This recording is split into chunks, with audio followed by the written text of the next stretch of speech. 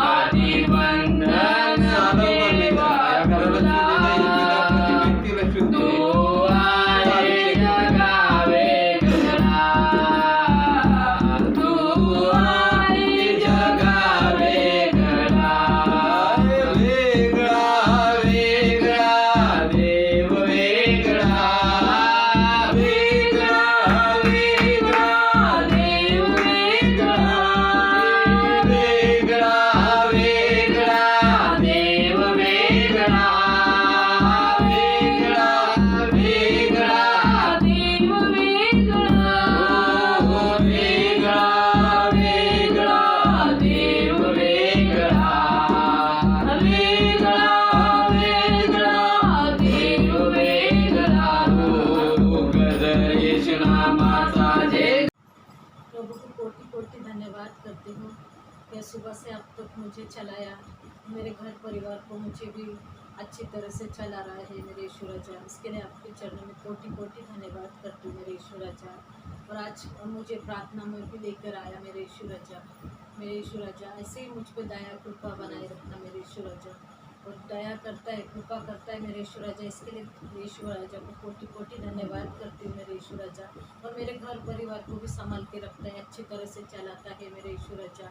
मेरे ईश्वर राजा इसके लिए आपके चरणों में कोटि कोटि धन्यवाद करती हूँ मेरे ईश्वर राजा। ईश्वर के नाम में छोटी आशीर्वाद है। मेरे को इतनी तकलीफ होती थी पाँव में, हाथ में, ऐसी बहुत तकलीफ होती थी। तो दया से सब अच्छा हो गया तुम लोगों के आशीर्वाद से मेरे को। और मेरा परिवार भी सब सुखी से है, सब अच्छे हैं। पहले मैं तरसती रहती थी कि उनके फ़ोन नहीं आते, उन लोग मेरे से बात नहीं करते, मेरे से कुछ नहीं करते।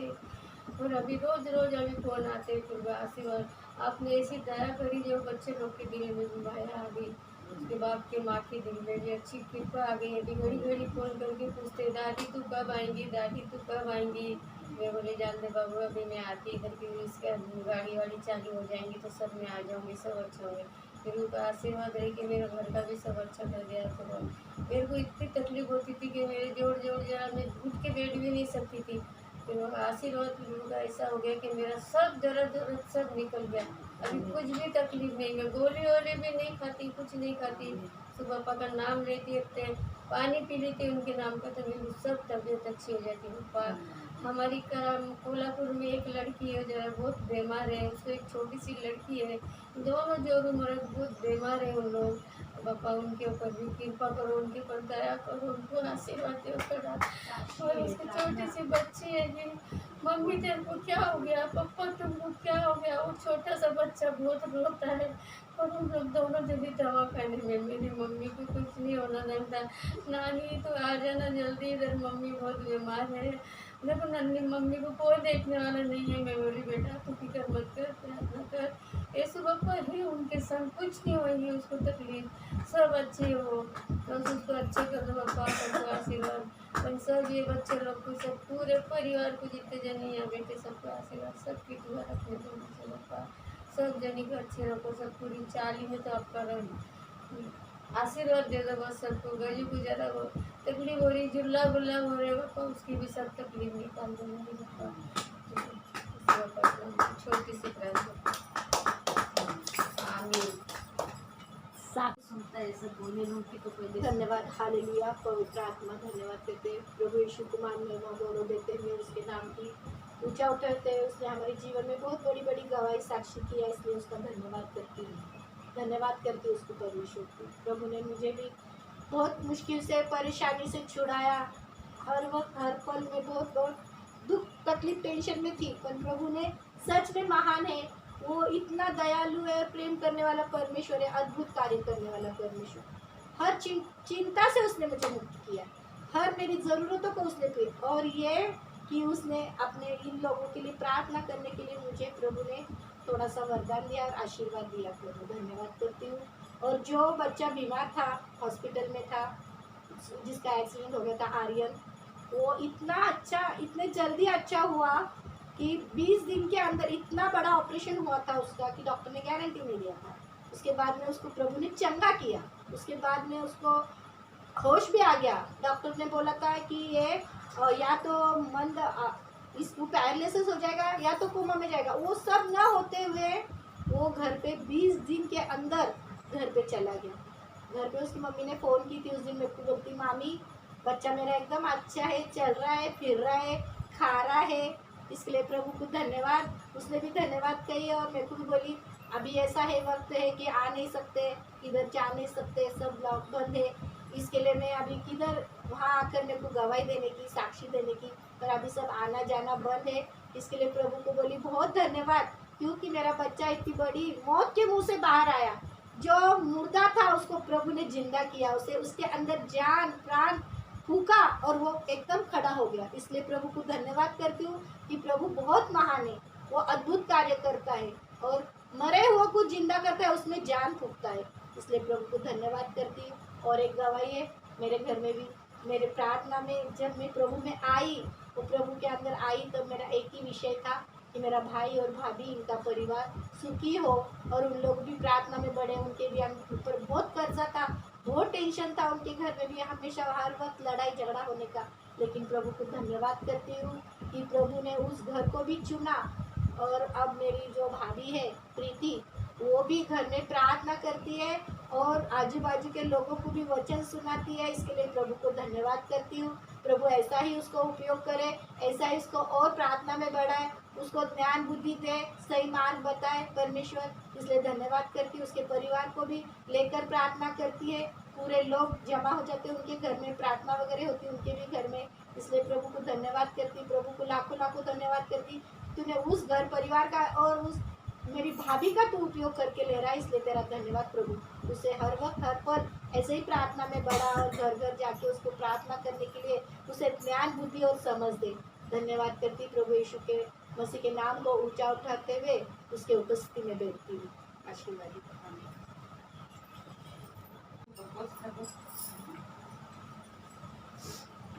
धन्यवाद यीशु मसीह को कोटि कोटि धन्यवाद करती। प्रभु सच में इतना महान है। मेरा भाई था मौसी का लड़का, वो मेरे भाई को माँ बाप कोई नहीं है, वो सिर्फ 2 भाई है। तो छोटे वाले भाई की शादी थी, वो इतना परेशान था कि वो नगर में रहता और शादी पूना में थी। तो उसने मेरी मामी को बोला था कि वो उसकी सिर्फ हल्दी विल्दी करने के लिए मेरे को तुम्हारे घर में बोले 1 दिन के लिए बोले उसकी हल्दी करने दो। तो मेरी मामी ने पहले हाँ बोली और बाद में से नट गई, नहीं बोली। उसने बोले नहीं, बोले मेरे इधर ऐसा कुछ नहीं करने का, तो किधर भी कर। तो इतना टेंशन में आ गया था। रोज शादी को 2-3 दिन थे, तो वो टेंशन के मारे रोज फ़ोन करके मेरे को बोलने का दीदी अभी मैं कैसा क्या करूँ, टाइम पे बोले उन लोग ने मना कर दिए, बोले अभी मैं किधर उसको हल्दी पे बिठाऊंगा और किधर से उसकी शादी का करूँगा।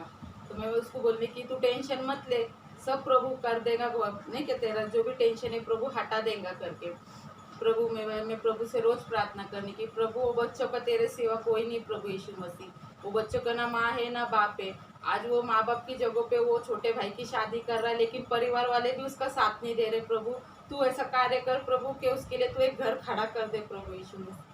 सच में प्रभु इतना महान है ना कि प्रभु की गिनती में बोलते ना लाखों कोटि धन्यवाद करती, प्रभु की गिनती काय में नहीं है। प्रभु सबसे ऊंचा प्रभु है। प्रभु ने सच में मेरी प्रार्थना सुनी और प्रभु ने उसको ऐसे लोगों के बीच कार्य किया जो लोग ऐसे कड़क स्वभाव के, ऐसे नहीं क्या थोड़े घमंडी स्वभाव के थे, लेकिन हम उनको वो टाइम पे बोलने के कि नहीं ये लोग ऐसे है, झगड़ालू है, घमंडी लोग हैं। लेकिन प्रभु ने उनके अंदर इतना कार्य किया कि प्रभु ने उन लोगों के मन में कार्य करके उन लोगों ने बोले कि जाने दे तेरा परिवार नहीं है तो क्या हो गया, हम है ना तेरे माँ बाप के जगह पे। प्रभु ने उसके लिए इतना सुंदर सा घर, नया घर दिया। वो घर को कलर बिलर पेंटिंग सब रेडीमेड करेला था और वो घर प्रभु ने उसके लिए शादी के लिए हल्दी मेहंदी के लिए वो घर प्रभु ने उसको तैयार करके दिया। इसके लिए प्रभु को धन्यवाद करती। उस घर में वो बच्चे कितने अच्छे से इस लॉकडाउन में भी सोचे थे भी नहीं कि उसकी ऐसी शादी होगी करके। वो बच्चे कितने से अच्छे से वो घर में उन लोग ने सब ने मिलके हल्दी कर रहे, उसको जैसा रिवाज था सब रिवाज के साथ हल्दी विल्दी करके उसकी अच्छे से बारात ले गए। और वो लड़के को इतना प्रभु ने सहायता करा, मदद करा कि वो शादी इतनी अच्छी हो गई कि बोल भी नहीं सकते थे कि वो लॉकडाउन की शादी थी। इसके लिए मैं प्रभु को धन्यवाद करती कि प्रभु ने सच में मेरी प्रार्थना सुनी और उन बच्चों का पालनहार बन के प्रभु ने उनकी मदद की। इसके लिए प्रभु का लाखों कोटि धन्यवाद करती।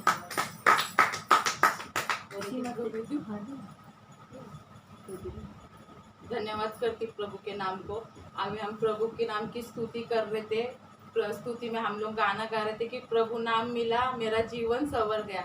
सच में प्रभु का नाम जिस टाइम से मेरे जीवन में आया, प्रभु ने सच में मेरे जीवन को बदल दिया। हम किधर थे, कहाँ थे, कैसे थे, हमको खुद को नहीं मालूम था। हम ऐसे दलदल में कीचड़ में थे ना, हमारे घर में इतना क्लेश था, इतना टेंशन था, हम कभी सुखी से नहीं रहने के। प्रभु ने हमारे को चटनी रोटी से सब बात से हमारे को प्रूफ किया था, लेकिन शांति नहीं थी हमारे जीवन में। हमारे जीवन में अनिश्चित झगड़ा तंटा क्लेश रहने का, हमारे घर को देख के, हमारे को देख के लोग हंसने के, नाम रखने के, हमारे पीछे से बहुत सी बातें होने की। सिर्फ मेरा बोलना मेरे प्रभु के साथ में रहने का। मैं जो भी मन में हर पल में प्रभु को बोलने की, प्रभु तू देख, प्रभु तू मेरी कब सुनेगा, प्रभु तू मेरा जीवन कब बदलेगा प्रभु। लेकिन सच में प्रभु इतना महान है ना कि जिस टाइम से प्रभु मेरे जीवन में आया, प्रभु ने मेरे जीवन का पन्ना ही पलट दिया। इसके लिए मैं प्रभु को कोटि कोटि धन्यवाद करती कि प्रभु जैसा तूने मेरे जीवन में कार्य किया, प्रभु ऐसा हर एक के जीवन में कार्य कर, हर एक का जीवन तू बदल दे प्रभु। धन्यवाद करती, प्रभु के नाम को कोटि कोटि धन्यवाद करती है। खरोखर माझ्या आयुष्याचे सर्व दिवस मला कल्याण व दया ही लाभ। आमेन। स्तोत्र संहिता 23:6 मधलं, खरोखर माझ्या आयुष्याचे सर्व दिवस मला कल्याण व दया ही लाभतील। खात्री आहे का आम्हाला कल्याण आणि दया लाभण्याची? आमेन। आपल्या जीवनात आम्हाला अनेक गोष्टी, आमच्या जीवनात अनेक गोष्टींची आम्हाला खात्री नसते। उद्या आम्ही जिवंत राहू का याची खात्री नसते। माझी नोकरी टिकून राहील का याची खात्री नसते। माझं आरोग्य असंच राहील का याची आम्हाला खात्री नसती। किंवा देशात जे चाललंय, जगामध्ये जे चाललंय, जो रोग पसरलाय, जो कोरोना व्हायरस पसरला, हा बरा होईल का याची आम्हाला खात्री नसती। पण लक्षात ठेवा देवाच्या लेकरांनो, परमेश्वर बरोबर असताना आणि परमेश्वर बरोबर असला की आम्हाला प्रत्येक गोष्टीची खात्री मिळते। जर आम्ही विश्वासाने आमच्या मेंढपाळाच्या मागे जातो तर दोन गोष्टी या आम्हाला खात्रीने मिळतील। त्या दोन गोष्टी कुठल्या? कल्याण आणि दया। स्तोत्रकर्ता, हे स्तोत्र कुणी लिहिलं? दाविदाने लिहिलं। स्तोत्रकर्ता दावीद काय बोलतो? दावीद ह्या दोन गोष्टींची खात्री देतो, कारण त्याच्या जीवनामध्ये ही कल्याण आणि ही दया त्याला लाभली होती। का लाभली होती? कारण तो मेंढपाळाच्या मागे जात होता, तो परमेश्वराच्या संगतीमध्ये राहत होता, परमेश्वराच्या मागे चालत होता। म्हणून तो आम्हाला खात्रीने सांगतो, काय सांगतो? स्तोत्र संहिता 23:6, खरोखर माझ्या आयुष्याचे सर्व दिवस मला कल्याण व दया ही लाभतील। हा त्याला विश्वास होता आणि तो विश्वास त्याचा पूर्ण झाला।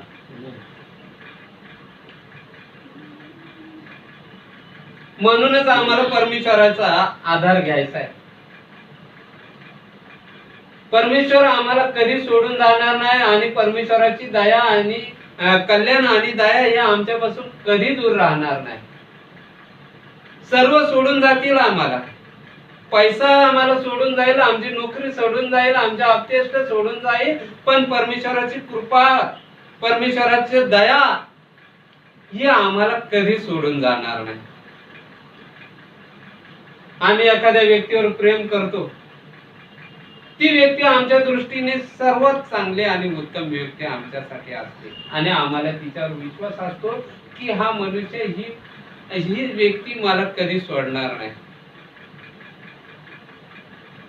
पण याची आम्हाला खात्री देता येत नाही, कधी काय होईल, कधी कोण सोडून जाईल याची आम्हाला खात्री देता येत नाही। देवाचं वचन आम्हाला सांगतं, आम्ही वचनाने चालतो, आम्ही बायबल मध्ये जे देवाने सांगितले त्याच्या अनुसार आम्ही चालण्याचा प्रयत्न करतो। बायबल मध्ये लिहिलेले यशाया 49 मध्ये काढायचं, यशाया 49 वचन 15 आणि 16, स्त्रीला आपल्या पोटच्या मुलाची करुणा येणार नाही, एवढा तिला आपल्या तान्ह्या बाळाचा विसर पडेल काय, कदाचित स्त्रियांना विसर पडेल पण मी तुला विसरणार नाही. स्त्रीला आपल्या पोटाच्या मुलाची करुणा येणार हा, नाही. स्त्रीला आपल्या जन्म दिलेल्या मुलाची दया येणार नाही. एवढा तिला आपल्या तान्या बाळाचा बस. विसर पडेल. तिला दया येणार नाही. आज आम्ही अनेक स्त्रिया बघितल्या, अनेक स्त्रिया आपल्या पोटच्या मुलांना सोडून गेल्या.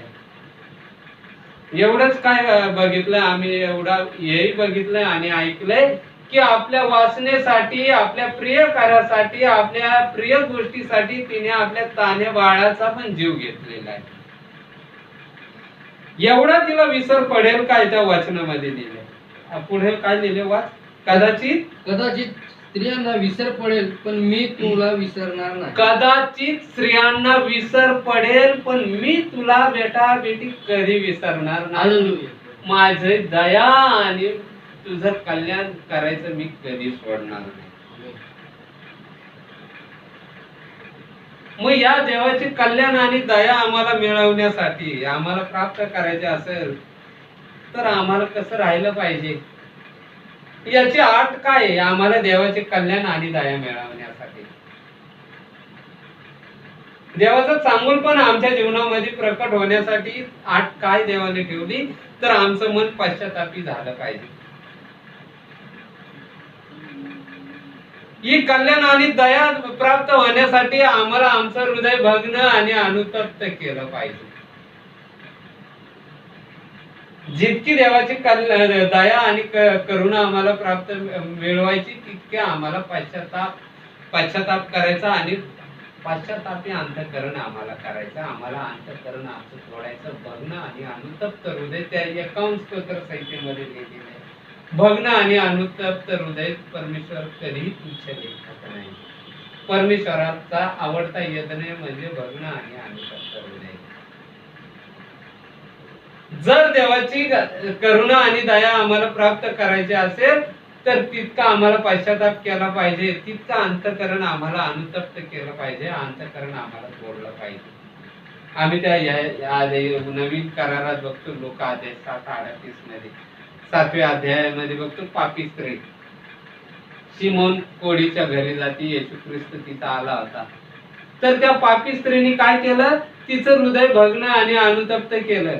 एवढं अनुतप्त केलं, एवढं भग्न हृदय केलं तर तिने आपल्या डोळ्याच्या पाण्याने त्याचे पाय धुतले. तिने कपडा कुठं शोधला नाही तर तिने आपल्या केसांनी त्याचे पाय पुसले आणि तिच्याकडे मौल्यवान आलाप कुपी सुगंधी द्रव्य होतं, ते तिने त्याच्या पायावर ओतलं. एवढंच न करता तिने त्याच्या पायाचे मुके पण घेतले. एवढं तिने हृदय तोडलं होतं.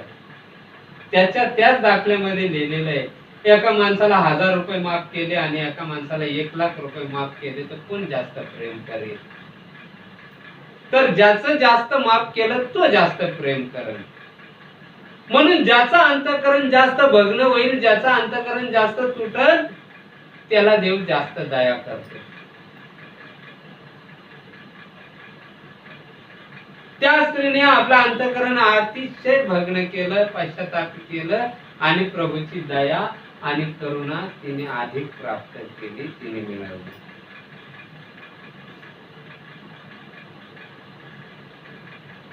योग पापापासून दूर राहणारा सात्विक आणि सरळ व्यक्ती, अशी देवाने साक्ष दिली होती योगाविषयी.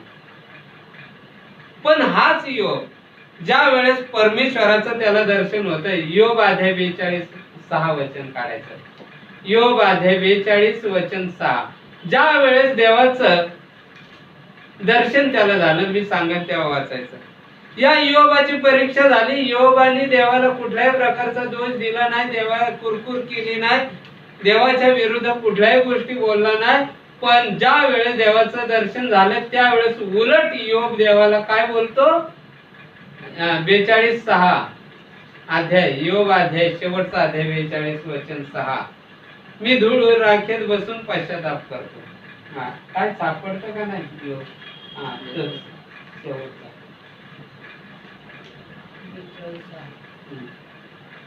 म्हणून मी माघार घेऊन धूळ राखेत बसून आम्हाला माघार घेतली पाहिजे. माघार घेणं म्हणजे नम्र होणं. आमच्यावर संकट आलं, अडचण आली, योगावर संकट आलं, योगाचं सर्व काही नष्ट झालं, तरी त्यांनी दोष नाही दिला, तर माघार घेतली आणि नम्र झाला. म्हणून मी माघार घेऊन धूळ व राखीत बसून पश्चाताप करीत आहे. मी पश्चाताप करतो. मी धूळ राखेत बसून देव बाप्पा मी पश्चाताप करतो. कारण मी पश्चाताप का करतो? माझ्याकडून अपराध घडला, माझ्याकडून काहीतरी चुकलंय, ते मला आठवत नाही, पण मी पश्चाताप करतो आणि त्याच्याचमुळे माझी ही अवस्था झाली. परमेश्वर अशी परीक्षा का घेतो? परमेश्वर योगाकडून काही चुका झाल्या किंवा आमच्याकडून काही चुका झाल्या, परमेश्वर अशी परीक्षा का घेतो? का देव अशी इच्छा धरतो की या मुलाने परीक्षेत जावं, या मुलावर अडचणी यावं, या मुलाने आणखी खाली जावं, धुळीत जावं, राखेत जावं? कारण देवाच्या लेकरांना लक्षात घ्या, जोपर्यंत हृदय तुटत नाही तोपर्यंत त्यात काय आहे हे कळत नाही. उदाहरणच सांगायचं झालं, आम्ही सफरचंद बघतो. एखाद्या सफरचंदाला आम्ही बाजारात बघितलं, दुकानात बघितलं, तर ते बाहेरून ताजं टवटवीत चमकदार दिसत, पण त्याला जर आम्ही कापलं तरच आम्हाला कळतं ते आतून चांगलं आहे का वाईट आहे. जोपर्यंत तुमचं हृदय जर तुमचं हृदय भग्न व अनुतप्त नसेल, तर लक्षात ठेवा देवाच्या लेकरांना, हे चांगलं लक्षण नाही. त्यामुळे देवाची करुणा आणि दया आम्हाला मिळणार नाही. आम्हाला देव तोडतो ना, आम्हाला देव सफरचंदाला कापल्यावर आम्हाला कळतं बाहेरून ते चांगलं दिसतं पण आतून खराब आहे. देव याच्यासाठीच आम्हाला तोडत असतो. देव याच्यासाठीच आमची परीक्षा घेत असतो. देव याच्यासाठीच आमच्यावर संकट आणत राहतो. बाहेरून नाही दिसत, जोपर्यंत ठोकर लागते तेव्हाच देवाला कळते की हा माझा सेवक कसा आहे, ही सेविका कशी आहे. म्हणून देवाच्या लेकरांनो, तुमचं हृदय भग्न आणि अनुतप्त नसेल तर तुम्हाला देवाची कल्याण आणि दया लाभणार नाही. लक्षात ठेवा, त्याच्यासाठी एक अट आहे, तीच पूर्ण केली पाहिजे. पश्चातापी हृदय आम्हाला केलं पाहिजे. एकदा एका मुलाला त्याच्या आईने झोपताना स्तोत्र संहिता 23 वाचून दाखवलं. स्तोत्र संहिता 23 वाचून दाखवलं तेव्हा त्या मुलाने त्याच्या आईला काय विचारलं? आई, मेंढपाळ जवळ मेंढरा असतात, मेंढपाळ असतो, आणि त्याच्या जवळ जी कुत्री असते त्यांची नावं काय? मलाही ज्यावेळेस हा प्रश्न आला माझ्या समोर, मी म्हटलं खरंच मेंढपाळाजवळ कुत्री असतात. आम्ही देशात बघितलं तर मेंढपाळ असतो, मेंढरा असतात, आणि कुत्री पण त्या मेंढपाळा बरोबर धावत असतात. पण त्या मुलाने जो प्रश्न विचारला तो मला बरोबर वाटला. खरंच त्या कुत्र्यांची नावं काय असतील, पण याच्यावर त्या आईला काही उत्तर द्यावं हे त्या आईला समजलं नाही. आई आपली गप्प बसली, त्याला झोपवलं आणि ती झोपली. आणि ते लेकरू, ते लहान बाळ मूल सकाळी सकाळी पहाटे उठलं, दचकून उठलं आणि आईला उठवलं आणि आईला काय म्हणालं? आई, मला त्या कुत्र्यांची नावं सापडली. मला देव बापाने मेंढपाळाजवळ असणारी कुत्र्यांची नावं सांगितली. आईने विचारलं, आश्चर्य होऊन विचारलं, आईने काय नाव आहे त्या कुत्र्यांची? तर ते मूल म्हटलं, त्या एकाचं नाव कल्याण आणि एकाचं नाव दया.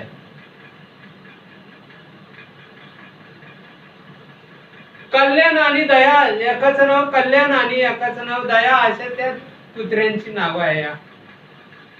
आणि ही कल्याण आणि दयाच आम्हाला सांभाळत असते.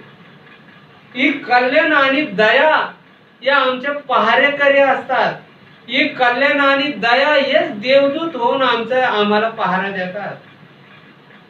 आम्ही किती पाप करतो, आम्ही किती अपराध करतो, आमच्याकडून किती चुका होतात, छोट्या मोठ्या चुका होतात. याच्यावर परमेश्वर क्रोध करत नाही किंवा याच्यावर सैतानही कुठल्या आमच्यावर परिणाम त्या सैतानाचे होत नाही. का होत नाही? कारण देवाची कल्याण आणि दया आम्हाला संरक्षण दिलेलं असतं, एक कवच घातलेलं असतं.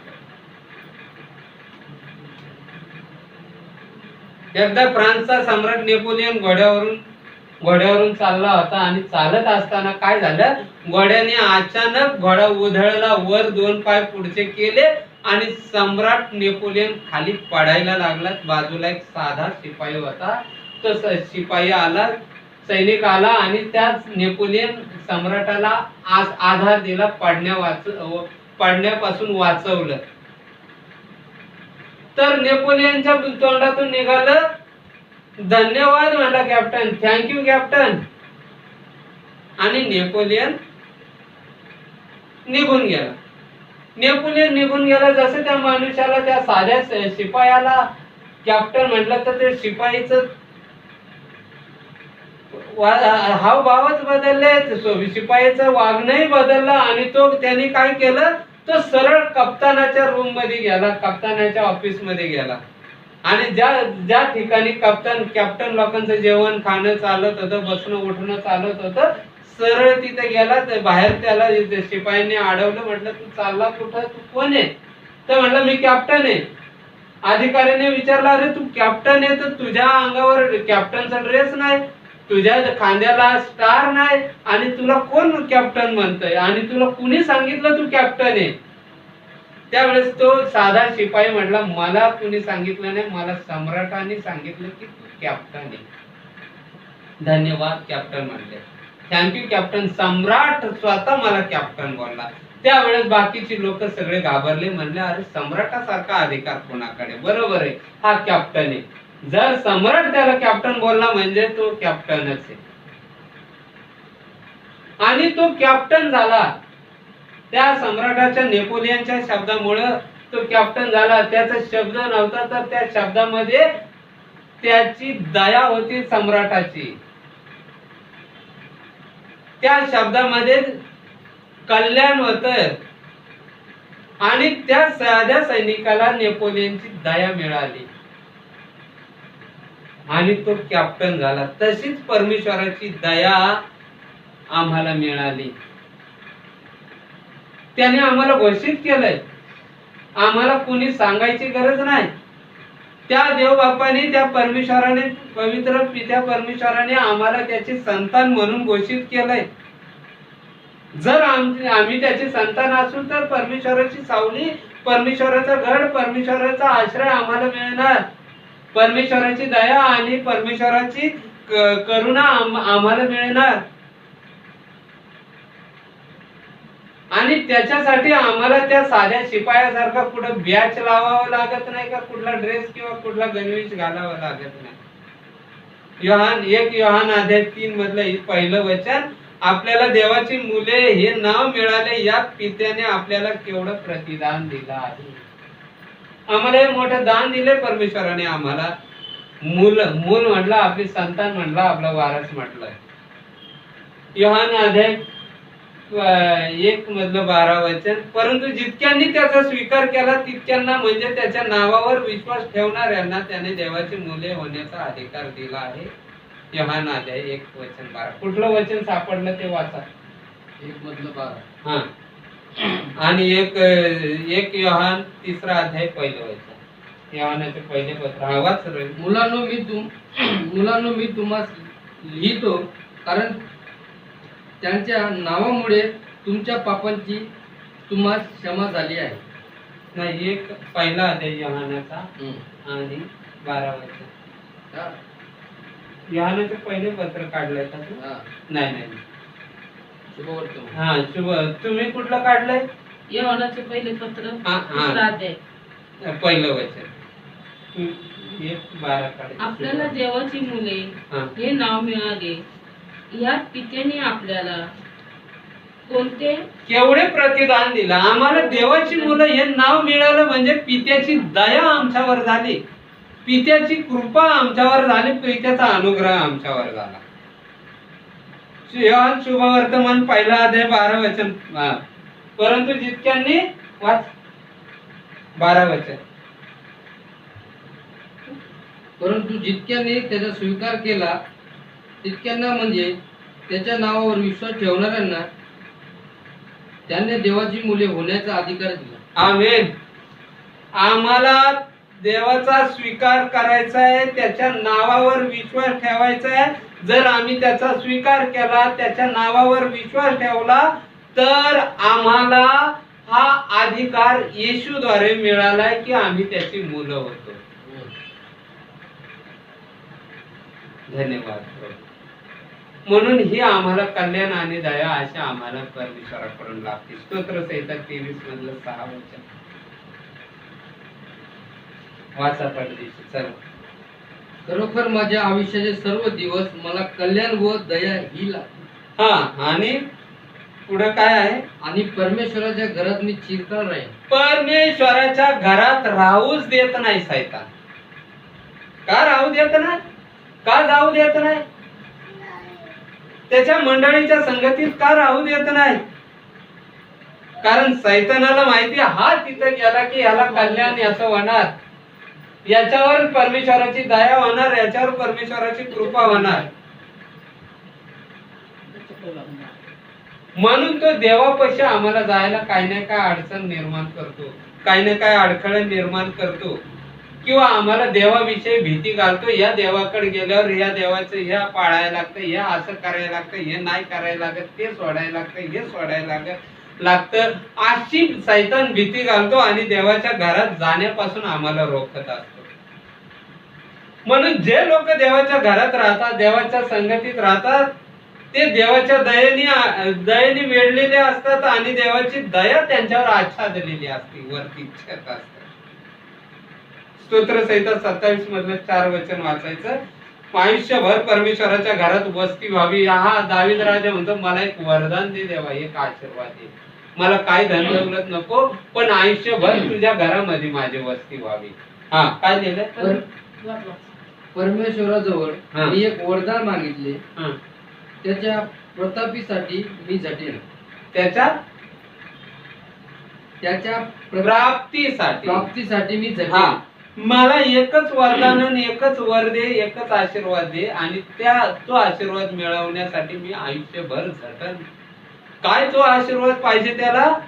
ते हे की आयुष्यभर परमेश्वराच्या घरात माझी वस्ती आयुष्यभर परमेश्वराच्या घरात माझी वस्ती व्हावी. परमेश्वराच्या घरात वस्ती होणं म्हणजे त्याची दया प्राप्त होणं, त्याचं संरक्षण प्राप्त होणं. योसेफा बरोबर परमेश्वर होता, योसेफा बरोबर देवाचं कल्याण आणि देवाची दया होती. त्यामुळे योसेफाला कारागृहात असताना, जेलमध्ये असताना, तुरुंगात असताना तुरुंग त्याला महालासारखा वाटत होता. उत्पत्ती अध्याय 39, 20, 22 मध्ये लिहिलेले घरी वाचा. परमेश्वराची जर संगती, परमेश्वराची जर समक्षता तुमच्यामध्ये असेल, तुमच्या बरोबर असेल, तर तुम्ही जर कारागृहात असाल, बंदिवासात असाल, काही बंधनात असाल, तुम्हाला ते बंधन वाटणार नाही. काही अडचणीत असाल, तुम्हाला ती अडचण वाटणार नाही. जर तुमचं कारागृह असेल, तुमचं जेल असेल, ते जेल तुम्हाला महालासारखं वाटत, राजमहालासारखं वाटत. पण देवाची समक्षता तुम्हाला सोडून गेली, देवाचं सानिध्य तुम्हाला सोडून गेलं, तर तुम्हाला महाल सुद्धा तुम्हाला कारागृहासारखा, जेल सारखा होईल.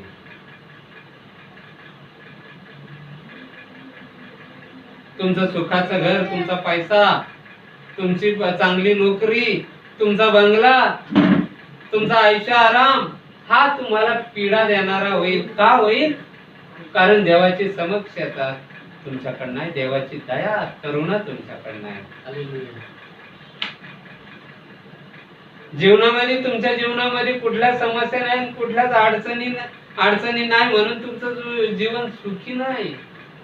आणि या जीवनाला सुखी जीवन नाही म्हणत. तर जोपर्यंत तुमच्या जीवनामध्ये समक्षता, देवाचे सानिध्य येत नाही, तोपर्यंत तुमचं जीवन सुखी होत नाही. शौल राजा होता, शौल राजाकडे सगळं होतं, धन संपत्ती, आयुष्य आराम, कुठल्याही गोष्टीची त्याला कमी नव्हती. महालात राहत होता. जेव्हा देवाने त्याला सोडलं, तेव्हापासून तो भीतीमध्ये राहायला लागला. देवाने सोडलं म्हणजे त्याच्या मनामध्ये भीती आली, भयाचा आत्मा आला आणि तो घाबरायला लागला. रात्रंदिवस त्याच्या मनामध्ये भीती निर्माण झाली. तो एका साधारण मेंढपाळाला घाबरायला लागला. दाविदासारख्या साध्या मेंढपाळाला घाबरायला लागला. खरं बघायला गेलं ना तर दाविदाने शाऊलाला घाबरायला पाहिजे होतं, दाविदाने शाऊलाचं भय धरायला पाहिजे होतं. पण शाऊलाला देवाने सोडल्यामुळं शाऊल दाविदाला घाबरायला लागला. परमेश्वराने शाऊलाला सोडल्यामुळे दुष्ट आत्मा त्याच्यामध्ये आला आणि त्याला सतावू लागला. त्याचं मन विचार करायला लागला. त्याला झोप नव्हती येत, कासावीस व्हायचं, घाबरल्यासारखं व्हायचं, अस्वस्थ वाटायचं. त्याला महालातच थांबावं असं वाटत नव्हतं. पण योसेफ कारागृहात जेलमध्ये असताना सुद्धा तो आनंदी होता. कसा आनंदी होता आम्ही वाचतो योसेफाचा अध्याय उत्पत्ती 39-40 मध्ये. तो जेल मधल्या कैद्यांना विचारायचा, का रे बाबांनो तुम्ही का दुःखी आहे, तुमचा काय प्रॉब्लेम आहे, तुमचा काय त्रास आहे. त्यांच्यासाठी तो प्रार्थना करायचे, त्यांचं दुःख विचारायचा. त्याला ते जेल वाटत नव्हतं, तर त्याला तो महाल वाटत होता. देवाची दया आणि करुणा प्राप्त करायची असन, देवाची समक्षता प्राप्त करायची असन, देवाची समक्षता नव्या करारामध्ये त्या काना गावामध्ये प्राप्त झाली होती. काना गावामध्ये लग्नामध्ये संकट आलं. वधू पिता नवरीचा बाप आता जीव द्यायची त्याची पाळी आली. म्हटलं आता मला जीव द्यावा लागणार. द्राक्षरस संपला, लोक निघून जाणार, वराड निघून जाणार, नवरा मुलगा निघून जाणार, माझ्या मुलीला असं ठेवणार, एवढा केलेला खर्च वाया जाणार, माझं नाव जाणार. बीपी वाढला, त्याचं टेन्शन वाढलं.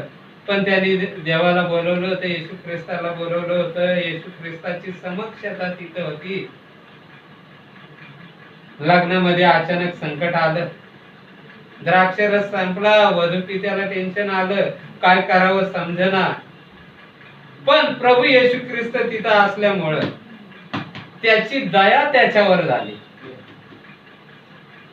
आणि त्या लग्नामध्ये त्याने साध्या पाण्याचा द्राक्षरस केला, आलेलं संकट दूर केलं आणि तो उत्तम द्राक्षरस केला. पहिल्या द्राक्षरसापेक्षा अति उत्तम द्राक्षरस केला आणि त्याने त्या घरमालकाला दिला.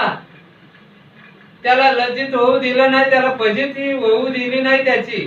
आणि त्याच्या येशू ख्रिस्त तिथं असल्यामुळे त्याच्यावर दया झाली आणि त्या वधू पित्याचं कल्याण झालं, त्या लग्नाच्या लोकांचं कल्याण झालं.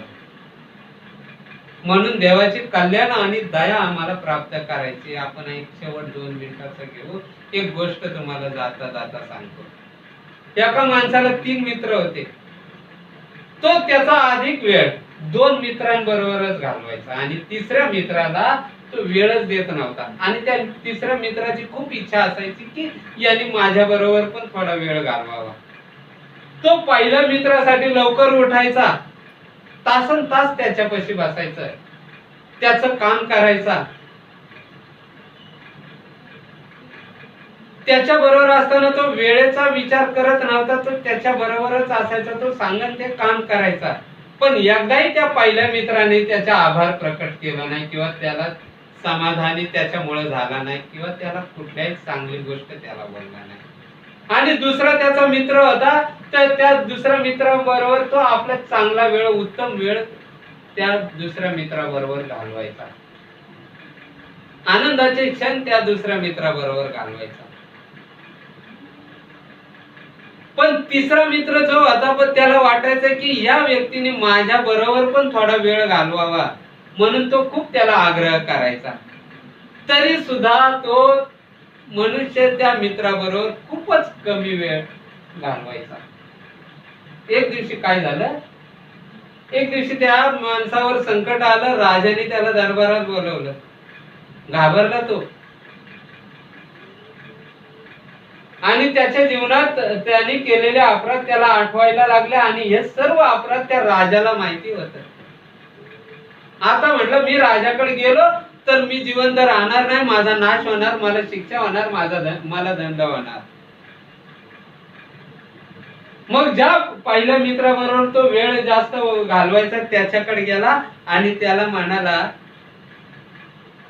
तू माझ्या बरोबर राजाकडे चल, राजाला विनंती कर. तो पहिला मित्र म्हटला, बाबा रे, मी तुला कुठल्या रीतीने मी तुला मदत करू शकत नाही. आणि त्या पहिल्या मित्राने त्याच्याकडे जायचं नाकारलं. त्याने तुच्छ लेखलं त्या माणसाला.